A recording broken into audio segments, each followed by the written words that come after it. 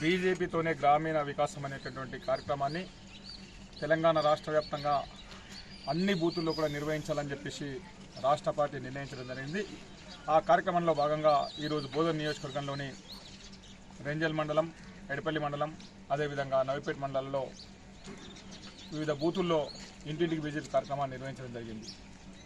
గత మోడీ ప్రధానమంత్రిగా అధికారం చేపట్టిన తర్వాత ఈ దేశంలో 2014 కంటే ముందు ఏ రకమైనటువంటి పరిస్థితులు ఉండే, 2014 తర్వాత ఈ దేశం ఏ రకంగా అభివృద్ధి చెందిందనే విషయాన్ని యావత్ ప్రపంచానికి తెలుసు.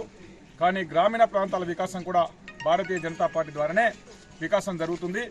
ఎందుకంటే గత రెండు పర్యాయాలు ప్రభుత్వం పాలించినటువంటి టీఆర్ఎస్ పార్టీ గ్రామీణ ప్రాంతాల అభివృద్ధి కోసం నయా పైసా కూడా ఖర్చు చేయలేదు. ఆ గ్రామాలకు వచ్చిన నిధులన్నీ కూడా కేంద్ర ప్రభుత్వం ద్వారా వచ్చినాయి. అవన్నీ కూడా గ్రామాలకు వచ్చిన ప్రతి అభివృద్ధి నిధి కూడా కేంద్ర ప్రభుత్వం ఇచ్చిందే. 15th ఫైనాన్స్ నిధులు కానీ, స్వచ్ఛ భారత్ నిధులు కానీ, హరితహారం నిధులు కానీ, గ్రామాలలో LED బల్బులు కానీ, అదేవిధంగా అప్పుడే నరేంద్ర మోదీ గారు గతంలో IAY కింద గ్రామాల్లో 1-2 ఇళ్ళు ఇస్తున్నారు. పేదలకు ఇల్లు కట్టాలంటే ఇంకెన్ని సంవత్సరాలు పడుతుంది? ఎట్టి పరిస్థితుల్లో కూడా 2025 వరకు ఈ దేశంలో చిట్ట చివరి వ్యక్తికి కూడా సొంత ఇల్లు ఉండాలనే లక్ష్యంతోనే దేశంలో దాదాపు 4 కోట్ల పేద ప్రజలకు ఇల్లు ఇస్తే గత 2 పర్యాయాలు పాలించినటువంటి టీఆర్ఎస్ ప్రభుత్వం ఒక్క ఇల్లు కూడా తెలంగాణలో కట్టలేదు. కనీసం ఈ ప్రభుత్వమైనా వచ్చి ఇల్లు కట్టిస్తుంది, ఇచ్చినటువంటి వాగ్దానాలు నెరవేరుస్తారనుకుంటే ఈ ప్రభుత్వం కూడా గ్రామీణ ప్రాంతాలకు అందాల్సిన నిధుల్ని ఎన్నికలు నిర్వహించకపోవడం వల్ల 73-74వ రాజ్యాంగ సవరణ ప్రకారం ఎప్పుడైతే గ్రామ పంచాయతీ ఎన్నికలు లేనటువంటి రాష్ట్రం ఉంటుందో ఆ రాష్ట్రానికి కేంద్ర నిధులు రాకూడదనేటువంటి విషయం ఈ రాష్ట్రపతి తెలిసి కూడా గత సంవత్సరంన్నరగా ₹1 కూడా రాకుండా ఎన్నికలు నిర్వహించడం లేదు. గ్రామాలలో పరిస్థితి పూర్తిగా అస్తవ్యస్తంగా ఉన్నది, అభివృద్ధి కుంటుపడింది. కాబట్టి భారతీయ జనతా పార్టీ కార్యకర్తలు ఇంటింటికి వెళ్ళి గత 11 సంవత్సరాల కాలంలో నరేంద్ర మోదీ ప్రభుత్వం చేసినటువంటి అభివృద్ధి మరియు సంక్షేమం, అనేకమైనటువంటి సంక్షేమ కార్యక్రమం మోదీ ప్రభుత్వం వచ్చిన తర్వాత దేశంలో ఉన్నటువంటి ప్రతి నిరుపేద కూడా ఒక భద్రత ఉండాలి, ఒక భరోసా ఉండాలన్న లక్ష్యంతో ప్రధానమంత్రి సురక్ష బీమా యోజన ద్వారా ₹20 చెల్లిస్తే 2 లక్షల ప్రమాద బీమా, అదేవిధంగా ₹420 చెల్లిస్తే జీవిత బీమా. ఆడపిల్లల సంఖ్య రోజు తగ్గిపోతా ఉంది.